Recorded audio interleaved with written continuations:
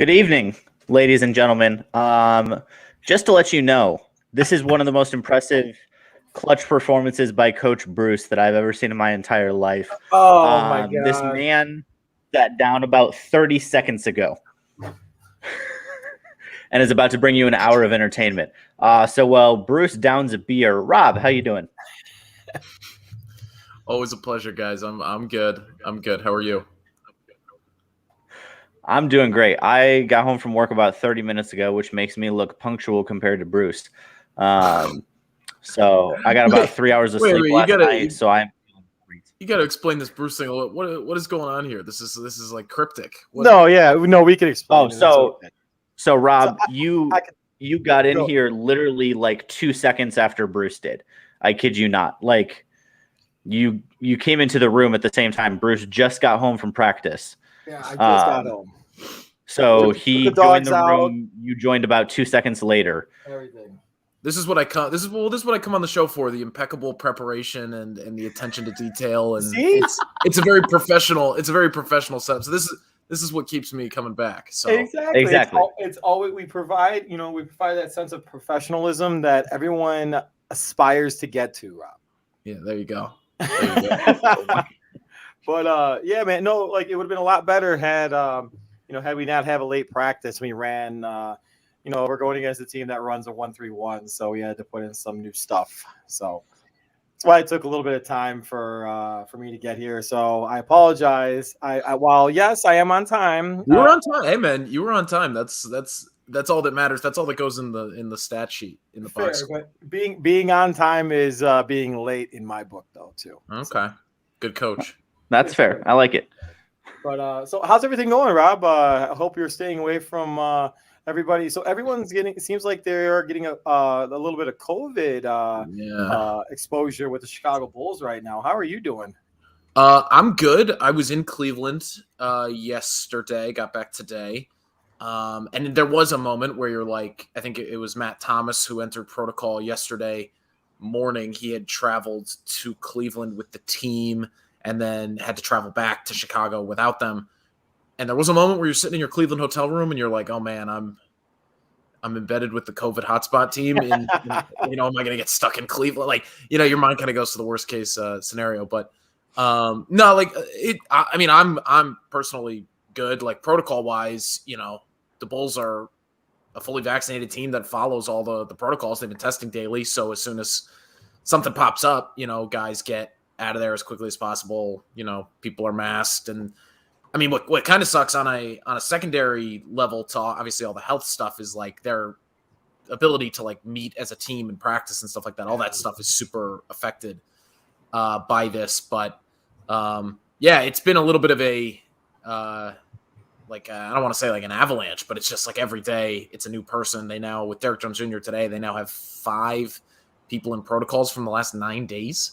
And then you add in the Caruso hamstring and the Patrick Williams, like potentially season-ending injury. And they're down to 11 players, and 3 of those guys are pretty much G League guys. And, the 3 coming off the bench are guys that have been out of the rotation. So they're in a tough spot. It showed against Cleveland. I mean, we'll see how it goes against Miami tomorrow. But it's just wild how this COVID thing has really begun to affect this season in a way that feels like it's verging on last season, even though we kind of thought we were out of the woods. They're just trying to soldier through it, but it certainly can't be easy. So are there any different protocols that they are going through with it? Like what's the process that they follow when a player ends up being has a breakthrough case of COVID? Yeah, so I know as a team they're testing daily and multiple times a day now, which they were not doing before because they were a fully vaccinated team. Right. And the NBA for a certain period of time just after Thanksgiving put in daily testing for all the teams, and then the Bulls this stuff started to crop up right around that, and then they just extended that. But yeah, no, in terms of the protocols, a player, whether they test positive or there's an inconclusive test or whatever the situation, close contact, I guess it would even qualify. Like any situation that lands you in the quote unquote protocols, you just remove yourself from the team. Isolate, and it's the protocol to return is 10 days or 2 negative tests in a 24-hour span, and then they have some like cardiac screening that you got to go through to like make sure that your conditioning level and like respiratory stuff is all good. So like Vooch was positive close to the beginning of the year. He ended up missing, I think it was 13 days, like almost 2 weeks by the end of it all. And the whole West Coast, wasn't it? Yeah, it was the whole West Coast. And I mean, right now, I mean, again, like, take it all with the caveat of like COVID sucks and it's awful. The Bulls schedule right now is not as jam-packed and condensed as it was before. So there's like a little silver lining to this whole thing is like they play 2 games next week and maybe they could kind of weather this storm and only be really this shorthanded for a handful. And they did steal one against Denver. Cleveland got to them last night. We'll see where it goes from here. But yeah, that's basically the protocol. It ends up being like a week and a half to 2 week absence, especially if you're positive. It can be, it can be super inhibiting to a player and obviously the team.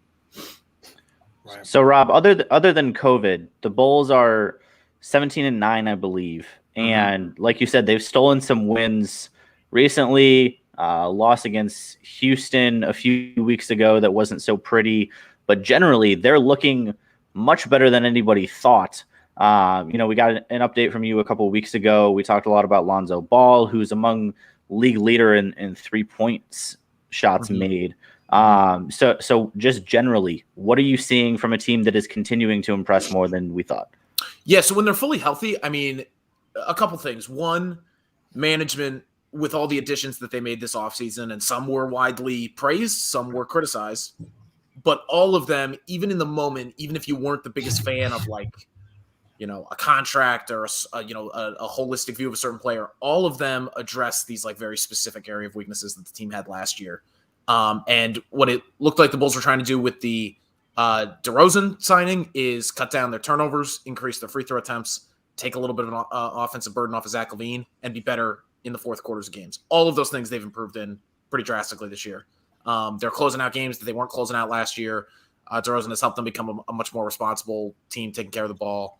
When he's in there, they get to the free throw line more than they were last season when they were like bottom of the league by such a wide margin that, it was staggering how bad they were at doing that, that obviously your offense suffers there. Caruso and Ball, play a little bit faster, get out and transition more. They're the most efficient transition team in the NBA, which if you watch them, on any given night, it's just like that just jumps off the screen. Like anybody could watch any Bulls game without having seen a Bulls game before, be like, oh, this must be the best fast break team in the NBA. And they are, like the numbers say that.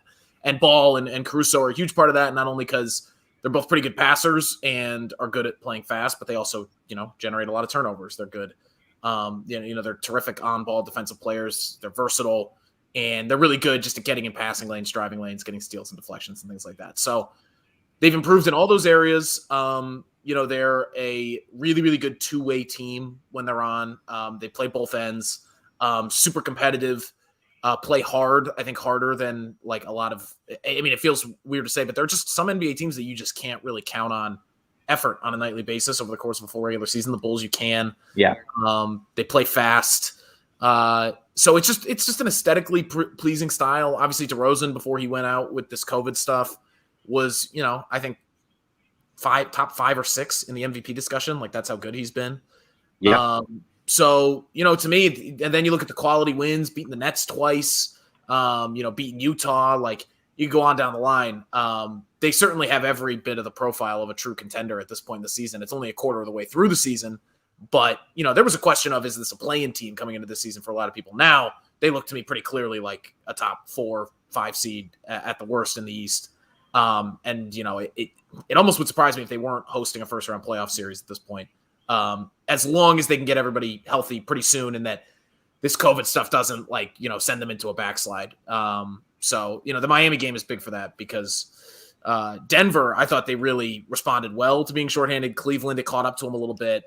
I think they got to at least, hold serve, stay level at 500 for this stretch. And then, they can hopefully get back to, the winning brand of basketball they were playing before at full strength. Because it's just wild how many guys they're missing right now. Even on top of the COVID stuff, like with Caruso being out, it's pretty staggering. So a oddly specific question before I let Bruce go again. Why have they been starting Alex Caruso at power forward? They were doing that. So Pat obviously starts the season as the starting 4. Right. Pat goes down. It's Javonte Green. when Vooch went out with COVID, they played one game where it was Tony Bradley starting at center and Javonte Green at the 4. They got crushed by the Warriors. I'm sure you guys will remember that game. Yeah, let's not bring that up. Billy came out of that game, and immediately, for the entire rest of the time that Vooch was out, made the adjustment to put Caruso in the starting lineup because Javonte and Tony Bradley in the front court. Obviously, neither of those guys are shooters. Neither of those guys are really playmakers, shot creators with the ball in their hands. And Billy just said, hey, I needed some floor spacing and I needed some playmaking, so I put Caruso in there at the 4.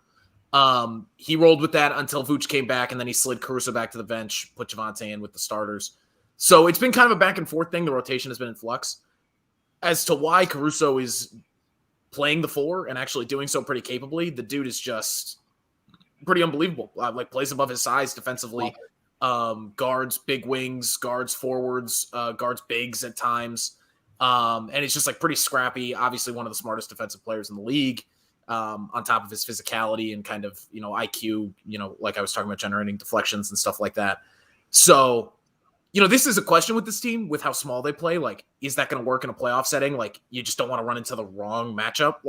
One thing when I talk about this team as a true contender, I still, before I can go fully in over my skis, I got to see him against Milwaukee. That matchup to me profiles as such a challenge for a team that plays as small as they do. I just want to see it.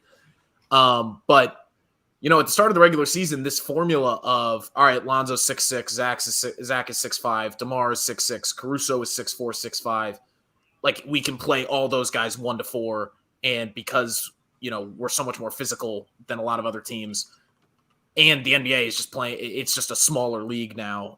Teams are just playing small ball more than they used to. They've gotten away with it and really thrived with it to this point in the season. It'll be interesting to see where it goes from here. But yeah, it has been funny to see Caruso and Javonte Green.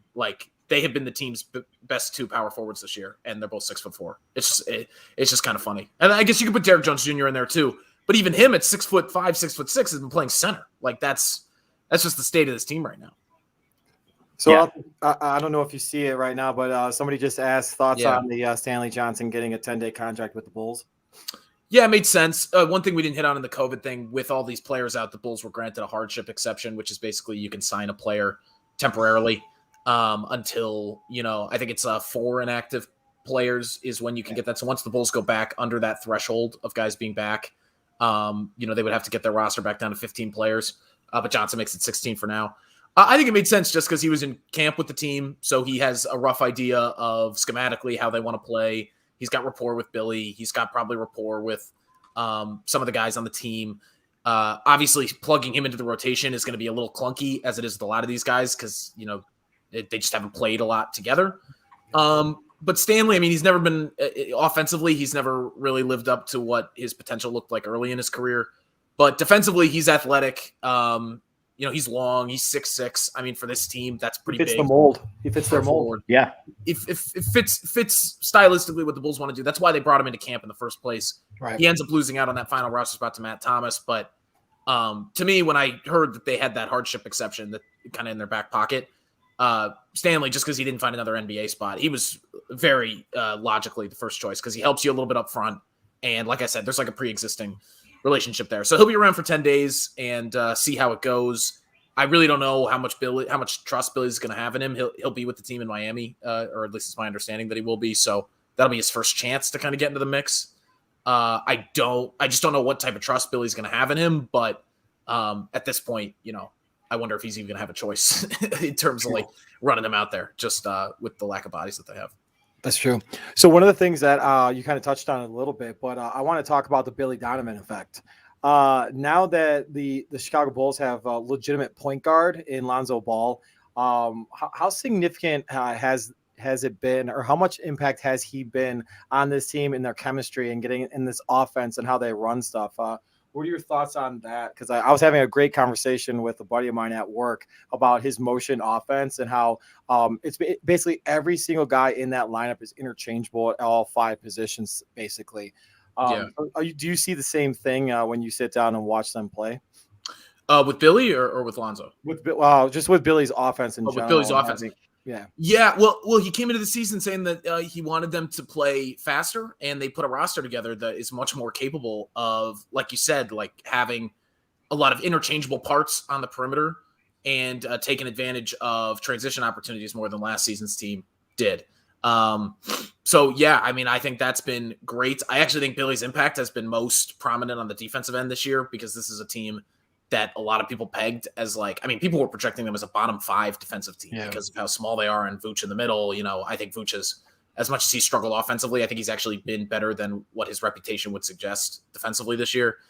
But I think just the way that Billy has from day one had a very cohesive philosophy defensively, with this team, with how aggressive they were going to play, how much they were going to switch, how much they were going to, lean on, and it's a gamble, lean on guys like Lonzo and Caruso to punch above their weight defensively. They've been capable of it. And Billy it's the thing you heard from him, even when things weren't going as well record-wise last year, that he's such a clear communicator. He coaches guys up. Look at Ayo Dosunmu right now. I think that's a huge, obviously it's a huge testament to Ayo that he's improved this much. But also, him and Billy are just like a match made in heaven, coach and player. You could just tell Billy loves coaching him, and Ayo is such a great guy by all accounts in terms of taking constructive criticism. Billy is that type of coach that demands a lot of you, and I think the result with this group, which has been pretty well constructed from a personality standpoint, the team chemistry is really good. He's gotten a lot of buy-in with them, defensively particularly. Offensively, they've been better too relative to the rest of the league. And Billy undoubtedly plays a big part of that because he's been preaching, get downhill, get to the basket, get to the free throw line, and they've gotten better in those areas.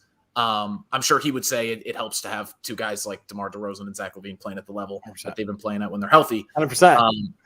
But yeah, man, there's nothing much. With Billy, Billy's a coach of the year candidate right now. When this team gets back to full strength, then they can get back in their rhythm again and their groove. He's one of the front runners for that award. So. He's been terrific. I don't know. I know there was a subsection of the fan base that was a little displeased with him last year because with the trade and you don't make the play in and everything like that. But he's proven to me to be the perfect guiding hand for this specific group this year. He's really drawn a lot out of them. So, first of all, real quick, congratulations to Ayo about having his jersey retired down there at U of I. I don't know if anyone you guys knew that, but that's pretty sweet. They're gonna be hanging up in the rafters. So I got to ask the question too, because a lot of Billy Donovan stuff and the try hardness of this team. Well, yes, I think it's more talented as a collective group than the Tom Thibodeau years. This isn't a type of team that's going to be the try hard team in the season. And then all of a sudden they run into teams in the playoffs where everybody tries. Yeah. Do you think that could be the case this year? That they run into problems in the playoffs Where I think they have to iron stuff out that's going to pop up in the playoffs is their half-court offense. You heard it a lot from talking to guys last night after the Cleveland game. When they are not able to get into their transition game and play against broken defenses and defenses that are in transition, there are times when this offense can really grind to a halt in the half-court when they're playing against set defenses, and that's why I think the matchup thing is so key. A team like Cleveland, who has so much length up front, it's just a real matchup problem for them when they can't turn defense into offense with turnovers and kind of fast break runouts. So I think there's enough talent level on the team that they're not one-dimensionally just a scrappy try-hard team that when everybody tries in the playoffs is going to get housed. I don't think they're that. I'm trying to think of examples of that type of team, but I don't think they are that type of team. But I think what they have to iron out is, getting a little bit more fluid and cohesive in their half-court offense so that if transition stuff isn't there, if that low-hanging fruit isn't there, they're still able to draw stuff, out of themselves.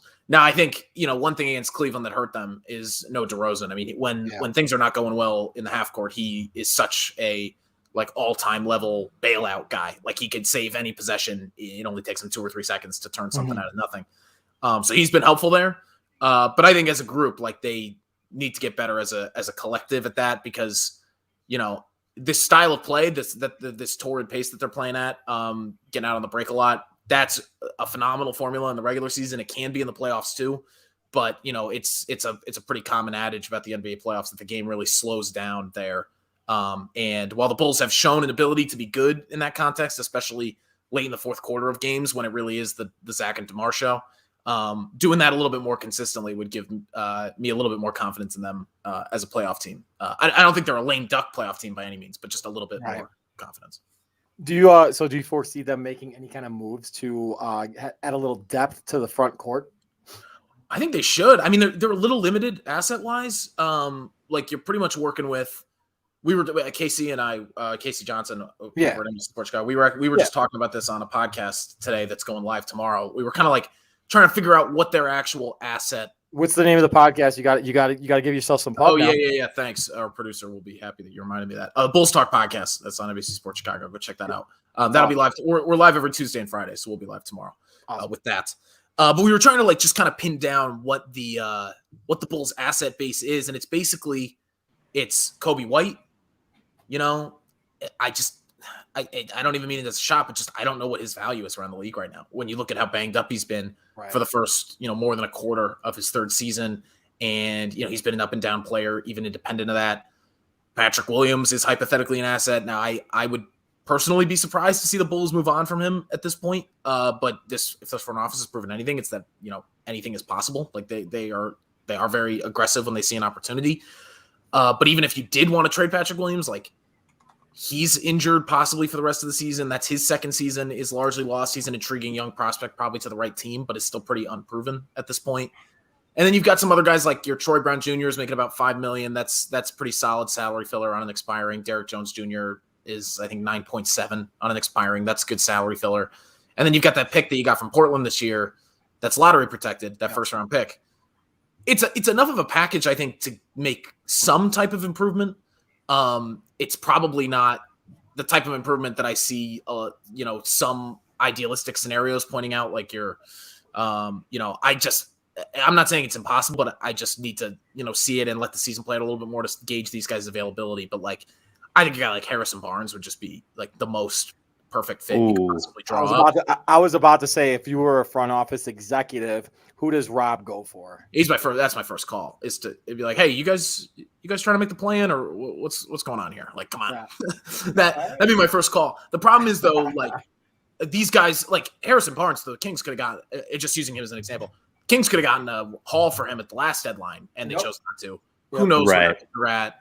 And as with any of these guys, like, what do the Bulls need? They need a big wing that can play the 3 or 4, shoot, and defend. Every team in the NBA is dying for guys like that. So any guy of a certain caliber that fits that skill set, if it's a competitive trade market, the Bulls are just a little bit limited asset-wise. I think they have enough to make a move, but it might just only be that one move, and it might be, a little bit of a challenge to find the right deal where they're not getting priced out by like another aggressive team. But if I was them, I'd be as aggressive as you possibly could be, because they've really flashed a high ceiling, and that to me is a big weakness of the team. Like getting an above average starting 4 like that, I think would do a lot to raise their ceiling. And then I know a lot of fans want like a bench big, like some depth to come off the bench in that respect. I think that's something that, you would hope you could address on the buyout market, and hopefully like not get a guy for free because it costs money, but get a guy without needing to part with much in the way of assets. We'll see. Like the buyout market is really something that doesn't develop for another couple months, like in terms of like the full scope of guys that are going to be available. But as long as the Bulls are near the top of the Eastern Conference, like, you'd have to think they're a desirable location. And any big man that comes in, just given how much this team is in need in that department, you'd have to assume there's a pretty prominent role for anybody like that to play. So we'll see how that goes. It would surprise me if they didn't make a move of some kind, just because they've been the new front office has been so trigger happy with deals, and they were going all in before this team had really even flashed the ceiling that they've flashed to this point. If they don't, continue to build on it, it would surprise me a little bit. It's just a matter of what they'll be able to do.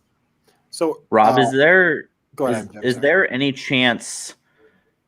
And this is a weird question I'm going to ask you, and I recognize that. Given two things: one, Billy Donovan's relationship with the Oklahoma City Thunder in his time there, and their affinity for first-round picks. Is there anything in OKC that intrigues you that the Bulls could possibly go get? Because that feels like a beautiful marriage at the trade deadline, possibly. Yeah, I wonder about it. And really, the Bulls only have that one lottery-protected Portland pick to trade. Right. I also wonder, maybe I don't know, like when does OKC get pick fatigue? Like when do they actually have to start fielding an NBA roster? Like I just wonder. I don't know. I would have to look deeply at their roster because they're such a young team that I would bet that they're still kind of evaluating the guys that they have in-house. Like, I don't know how much they're looking to flip dudes yet. I mean, I see nothing right now. I don't know. Bruce is looking at it. He's like, I'm looking at it right now. I don't really see anything. I don't know if this is a buyout guy or a trade guy. I honestly just have not looked enough in OKC, so I'm totally going off the cuff right now. Like, Derek Favors, he's there. He probably doesn't. I mean, I can't imagine that's his ideal preferred landing spot. That's a guy that's been on competitive teams. Maybe it is. I could totally. Again, I'm going totally off the cuff here, so I don't know. I mean, that's a guy that like maybe fits and is maybe even overqualified for kind of like the big man depth role or need that I was talking about them needing. Yeah.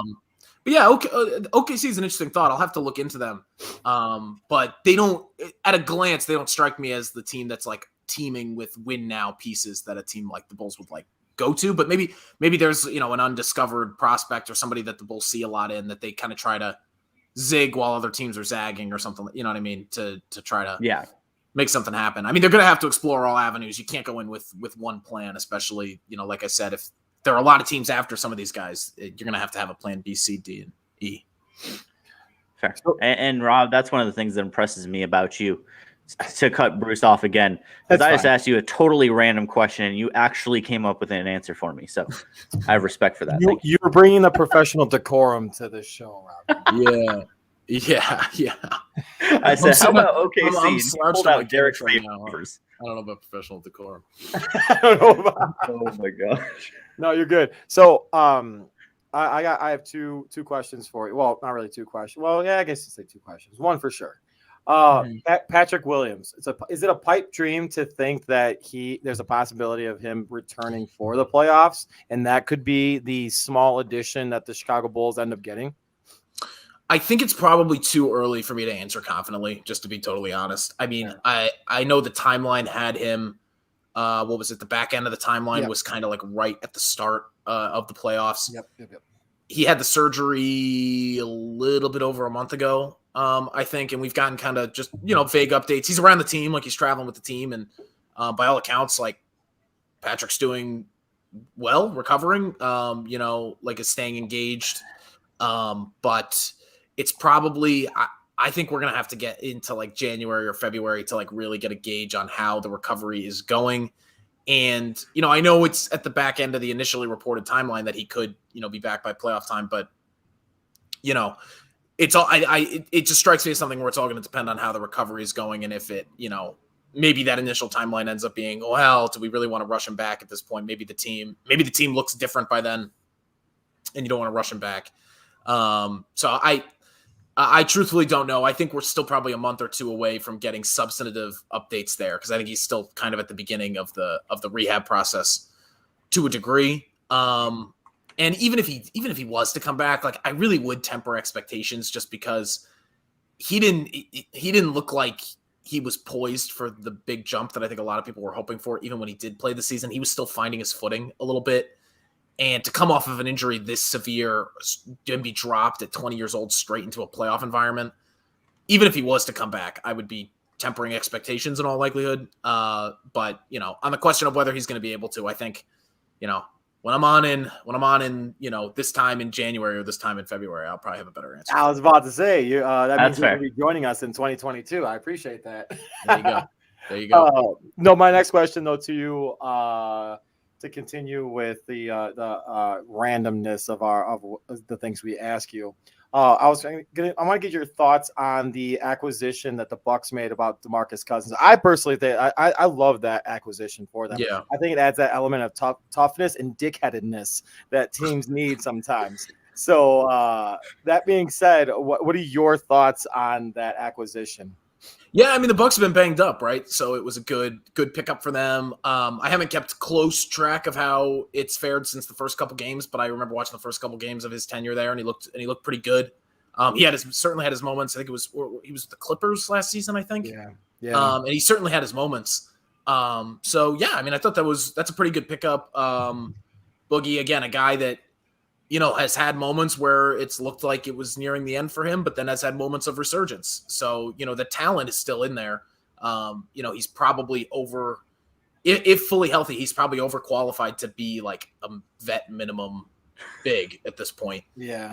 So I thought it's a pretty good upside play for them, especially because they haven't had Brooke Lopez and have had they had a COVID issue at the beginning of the year, et cetera, et cetera. I won't lie, I thought about him because this is like we just get asked about, oh, what are the odds of the Bulls getting this person or this person? Like I got Boogie questions when he was out there, and I don't necessarily think he was like a terrific fit for how the Bulls play, particularly defensively. But it's something that I get why people were interested in because the talent level is there. And like you said, he does bring that level of intangible kind of toughness and things like that. So good word, intangible. There you go. Coach speak. I'm getting coach speak is level of dickheadedness. That's a coach speaking. that's the real coach. That's pretty good. That's coach speak, dude. That's pretty good. But yeah, no, good pickup for Milwaukee and glad for Boogie that he's hanging around. I mean, he's a guy who has had a long, all things considered, pretty decorated and solid career in the league. So it's good to see him hanging around. I'm actually a huge fan of his. I like it. But. Yeah, of course you would be, Bruce. I feel like you'd be good friends with. Oh Boogie. Hell yeah, dude! I would totally hang out with that guy. I mean, he'd be doing. Oh my gosh. True. Rob, as always, thank you for joining us. Before we let you go, I always enjoy putting you on the spot. So right now. Oh, here we go. Give me your Bulls seed prediction. Oh, you can't do that. He's going to be on and again. Hold on. Asking the same question. I don't care. I'm getting. Let me let me pull up the Eastern Conference standings, huh? Because earlier in the year, I think the last time you had me on, I said that the Jazz would make the finals, which the Jazz are playing pretty well, but I probably would amend that to Warriors or Suns at this point. And luckily for you, Rob, we do a very bad job of keeping track of these things unless Bruce and I just remember them. Perfect. I do remember though. Speak freely, yeah. Fair. Last time you did say Bulls were. That'll be the most accurate thing said right now. The Bulls were a fifth seed. That was your prediction last time. Was Bulls 5 seed?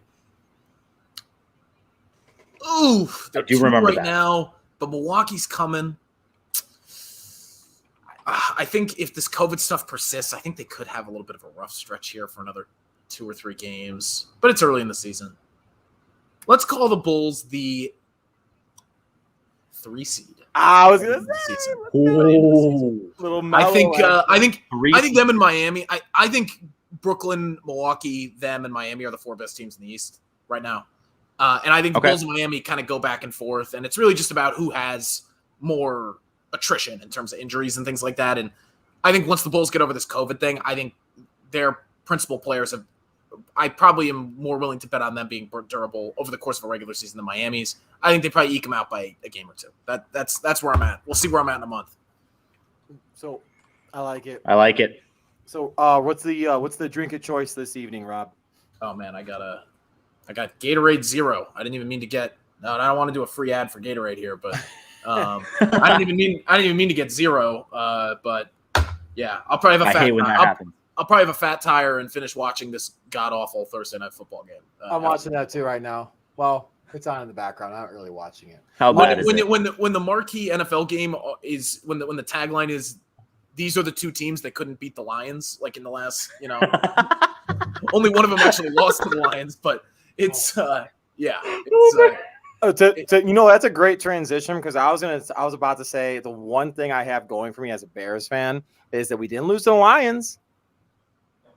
You're in a dark place, man. I'm not gonna lie. It's not as dark, but that's still pretty dark. Oh, good, and Godspeed to both of you, Bears Packers this week. That should be fun. It's more. Oh, you know what? Well, I mean, you can continue. Really, Godspeed to Bruce. I'll be fine. Yeah, it's true. You can hear what I'm about to rant on soon.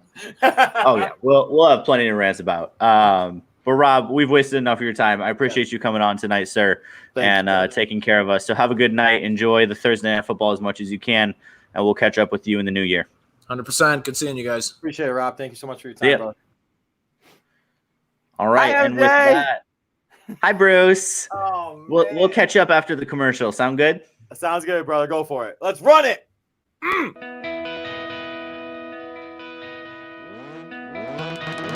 Peoria's playing tonight in the heart of Illinois. Fun is taking flight. Peoria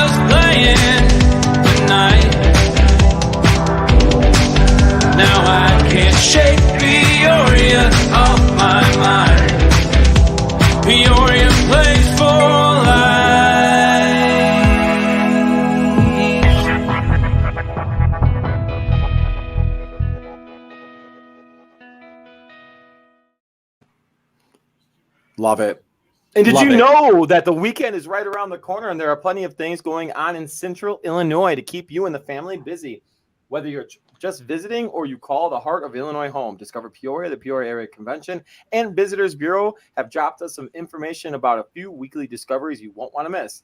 Chocolate in the Heights. Who wouldn't want chocolate in the Heights? Ooh. A long-standing tradition in Peoria Heights and the fun event of Chocolate in the Heights. There will be chocolate-themed specials, complimentary gourmet chocolates, ooh, gourmet, and special chocolate-themed drinks. Who wouldn't want those?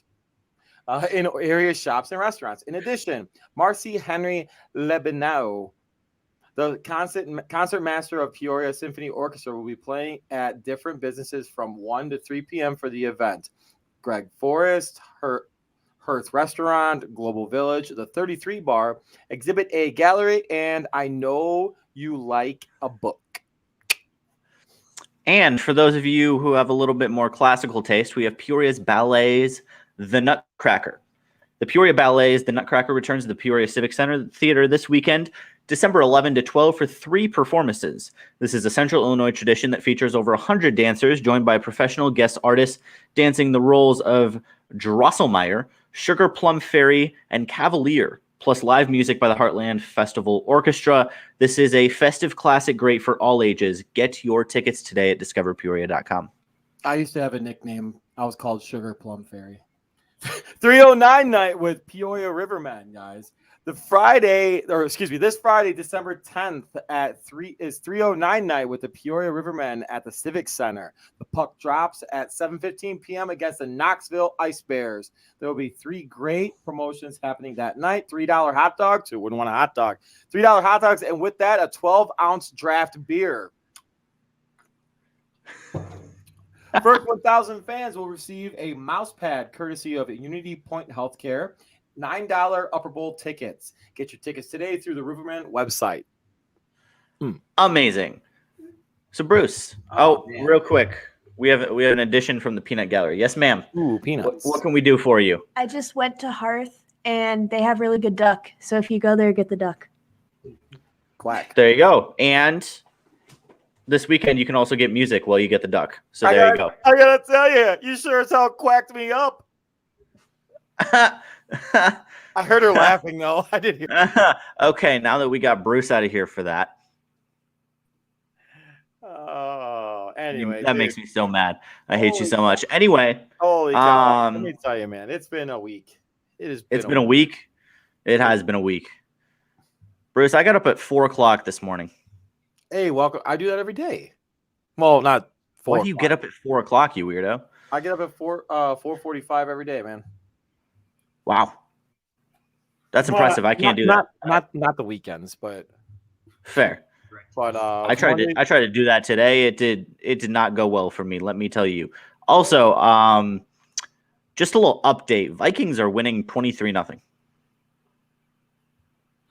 I'm going out. Well, the guy I'm playing this week in fantasy football has Dalvin Cook, and he didn't start him. Wow. I love it. I don't have my phone near me. Otherwise, I would send a text message to talk shit. But because right now he's cooking. He's cooking. With 26.4 points. What's he doing? 26.4 points in the first half. What did he say? What did you say before that? He cooking. Why'd you take yourself? Because I wanted to leave after that. Okay. Whatever.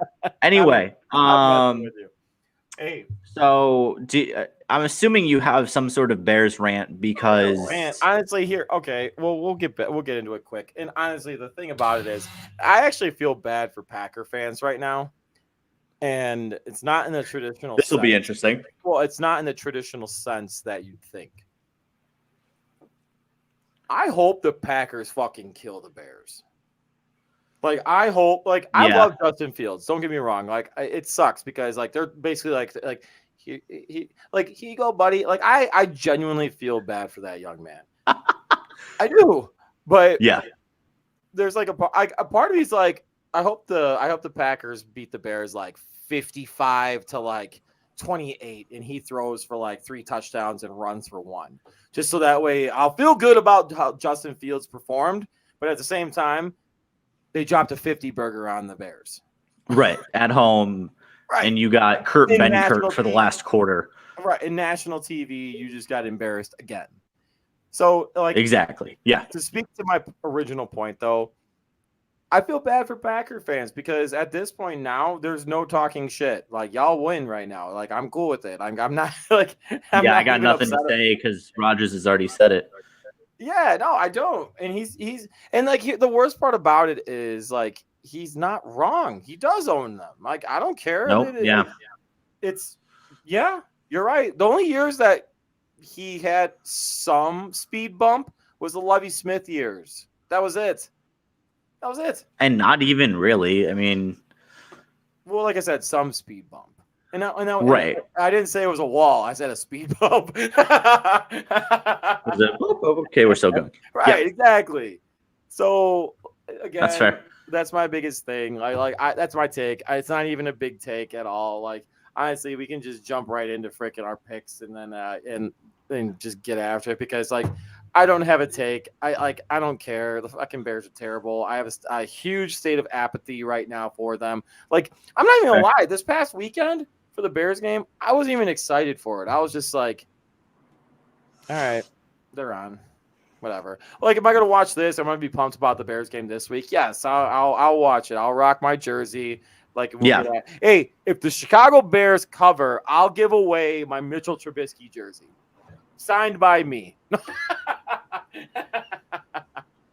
Okay, that works. Do you know what the line is? Like 25? I don't know. 12 and a half. It's 12 and a half now. So actually, yeah. I got it at like, I think I got it at 9.5. No, it opened up at 10.5. It was 10.5. Sorry. Okay, that's not bad. Yeah, and I bet the Packers. Oh yeah. Oh, for sure. Is that my thing talking? Why is my ESPN talking? I'm just trying to look at lines, bro. I'm not trying to get DirecTV ads. Calm down. Okay. First game. I didn't do tickers today because I'm not Richie. Real quick. We got to speak to that. So, guys, just so you all know, so our producer tonight, he had a engagement that he had to go to. He went to a concert. Cool. Like, that's fine. Go to a concert. So I make a dumbass joke in our chat saying like, you know, what are you singing or whatever. I don't even remember what I said. And then he's like, I'm watching someone, you twat. And I'm like, I know you're going to go watch someone, but like, you can at least come up with a better joke, in my opinion. I'm sorry. Yeah. Richie's not the best at the quick snapbacks. I'm like, dog, come on. That's okay. Yeah, it's fine. It happens. Fair. All right. So, you know what else is going to happen is Ravens Browns, 12 p.m. on Sunday. We've got Browns favored by 2.5 at home at First Energy Stadium in Cleveland. I got Ravens. I agree. Ravens. Paige, also, sure, go for it. You're here. Why not? True. Paige is going to be Richie for the rest of the night. She could probably do a way better job producing than him. Oh, yeah, she probably could. Yeah, I'm not dumb. Oh my God! Holy cow! From the top deck.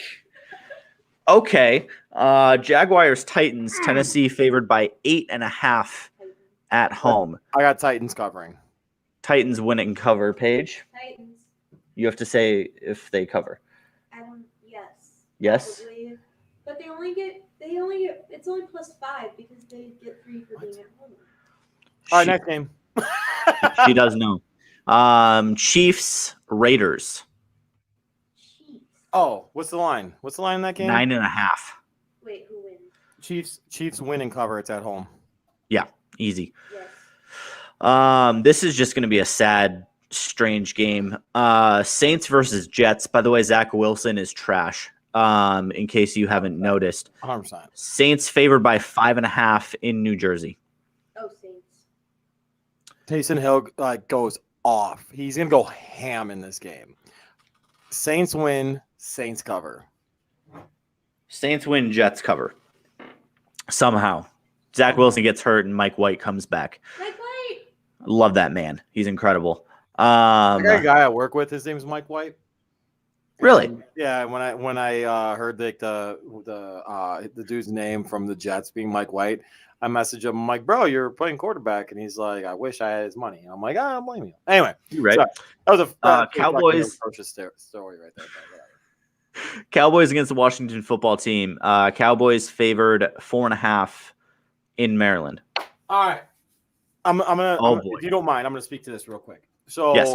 my wife's dad is in town. Unfortunately, for shitty circumstances. His mother passed away, so he's in town. So we went to the services and stuff like that. So God bless him, his family, and his mom. It's never easy losing a loved one, well, especially your mother.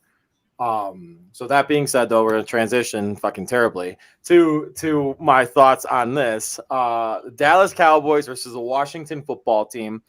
Dallas Cowboys are favored by what? 4.5. Washington wins. Washington covers. I'm gonna say Dallas wins, but Washington. Washington's playing great football right now. Zeke is hurt. I don't give a fuck what you hear about in anything. I think Washington wins. Washington covers. I'll go Cowboys win, but Washington covers. I'm agreeing with you. Yes. Lady agrees. Lady also agrees. Falcons Panthers in the crap show of the week. Carolina favored by 2.5 at home. I'm gonna say Panthers win. Panthers cover. Falcons win and cover. I'm gonna say Panthers. Okay. Oh, she's barking right now. So Falcons cover. Okay. Seahawks Texans. Ugh. Seahawks. Are you dying? That's not good. You should get that checked out. Seahawks favored by 8.5 in Houston.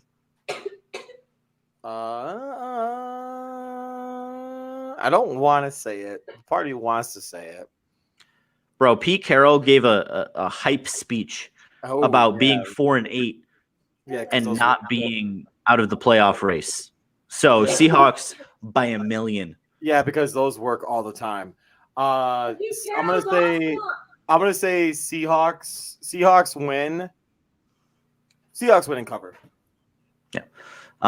We have the winning streak Detroit Lions against the Denver Broncos. Denver favored by 10 at Mile High Stadium in Denver. Denver by 15. Denver. Hey, real quick, remember how I said Bears by last week with the Bears Cardinals? I said the Cardinals will win by 2 touchdowns. Yes, you did. Unfortunately, I was wrong. However, I did bet. I did an alternate spread. I did Bears plus 13.5, and I won that one. All right, so for this game, I'm gonna say Broncos win. Lions cover the alternate spread of 14.5. Oh my god. Okay. I say Detroit wants to be in the playoffs and they win. No, they're. It's still they're still statistically not eliminated from the playoffs. So it could happen. I mean, it could happen actually. Yeah. Yeah, I mean, who knows? I mean, Chargers favored by 10 at home against the Giants. I'll take Chargers winning cover easy. Yes. by 10.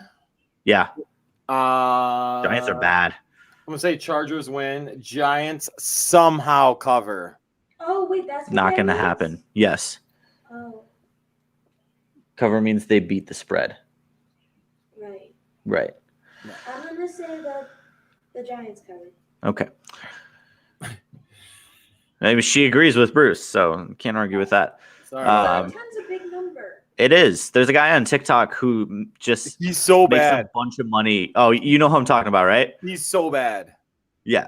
But he's making money off of his TikTok account, even if he's not making money betting. He's so bad. You just go against whatever he says and you'll win money. Yes. 49ers Bengals in Cincinnati.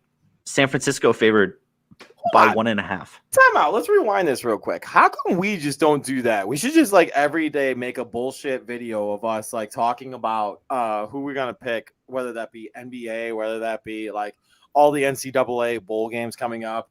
We should just do that and see if we can make some dough off that. Okay. Question is, who would actually listen to us and actually bet what we say? Who listens to Book It Trent? I don't know, but he has a following on TikTok. Let's do it. All right, hey, Book It Anyway, Trent. this is how ideas are born. How about this? How about Book It Trent comes on our show? Deal.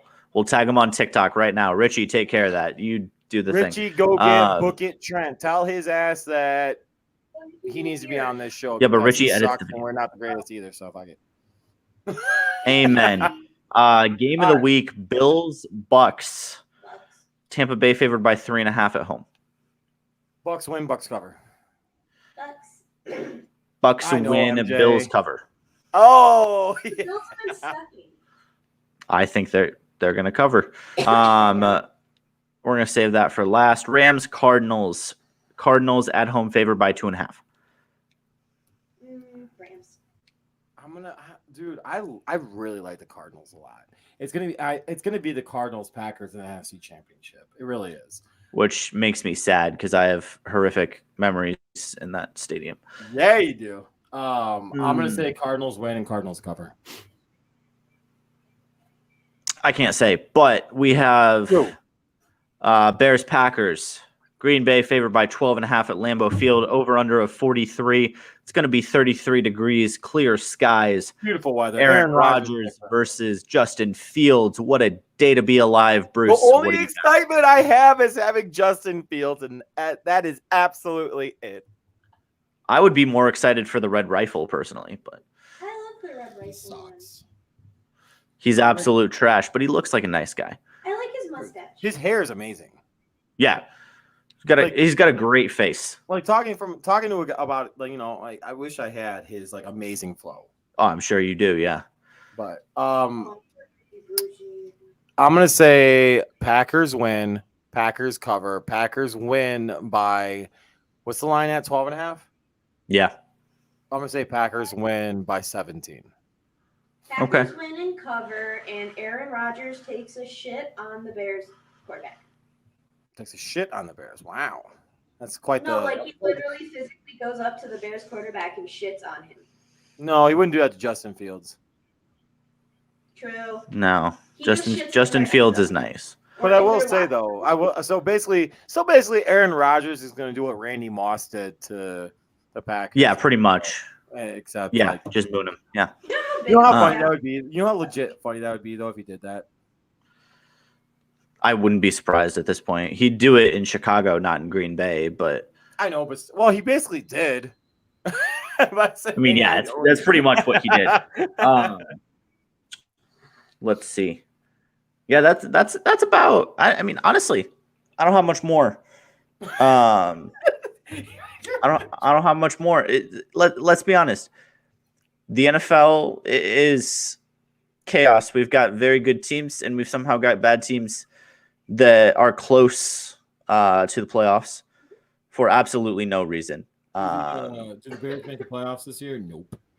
No, not going to happen. Who's that last? Green Bay is going to get 3 All-Pros back in the next month, which I love. So I'm happy with that. Two of them are back this week for the Bears game, aren't they? No, just Jair, and that's not even a guarantee. He's practicing, but they're not back.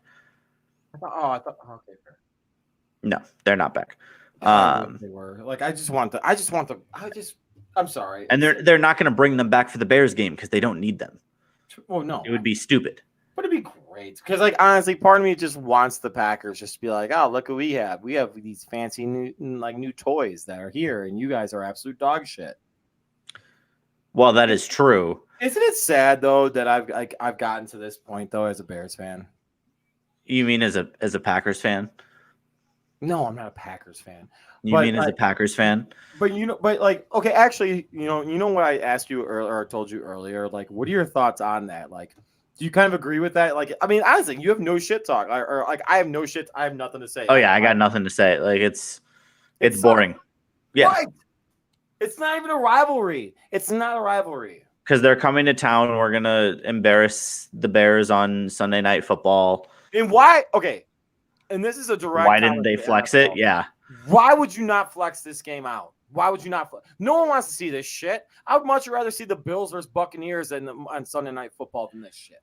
Even Rams Cardinals give. Yes. Or Rams card, right? Yeah, give give the Mannings this game. You have 2 games. You have 2 games. Right. You have 2 games that you could flex and put in a position to be so much better. I'd even rather watch Ravens Browns, even though it'll probably be a terrible game again. At least it's entertaining. God, and at least it's though? a close division. I hope this is the game though that like bends the McCaskey family over the fucking barrel and says you need to fucking do something. Clip that. It very well might be. Yeah, it very well might be. But yeah, so we have 4 weeks. 4 weeks after week 14. After this week, we got 4 weeks left of the NFL season, which is wild. Which is weird, man. I know. And I graduate next Saturday, so next Thursday will be our graduation show. Woo! Ooh, should I make a? So, am I going to make a? Well, I mean, we already have our holiday little thing. Although today, it wasn't that good, like the graphics and stuff like that this week. But next week, I got you. I'm gonna send. I'm gonna make some little graphic action for you. Okay, thank you. So we'll get that going. Next week, I will be in my new apartment. Oh, look at you! So I'll be in my new setup. Are we gonna have our producer back? Who knows? He's like, what's honestly this at this point? What's this guy doing? I don't even know. At this point, who knows? Who did you even go see tonight? Do we even know? By the way, sorry. No, let me go see. What is Richie seeing tonight? Evanescence and Falling in Rivers. There you go. Amazing. Evanescence, really? Okay. It's such a good concert. Okay, that's not bad. I'll give him some props for that because like Evanescence is a shit. I like that. Yeah.